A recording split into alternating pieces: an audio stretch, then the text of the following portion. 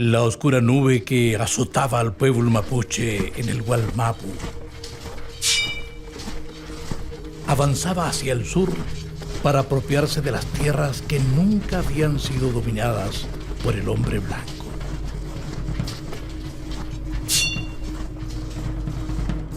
La soberbia bota española amenazaba con su paso, fundando ciudades y abusando de todo habitante que no se uniera a sus demandas de explotación y de guerra. Una metálica milicia, a la orden del general Loyola, preparaba la travesía.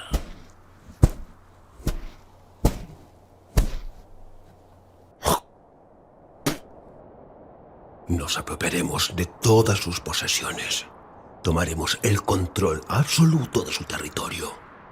Apresaremos a sus mujeres e hijos. Sentirán tanto dolor.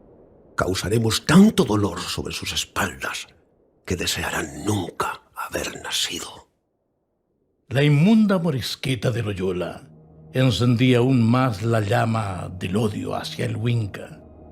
Las piernas y manos encadenadas se convertirían poco a poco en la dura masa de la venganza, en la peor pesadilla de la cobarde estirpe invasora.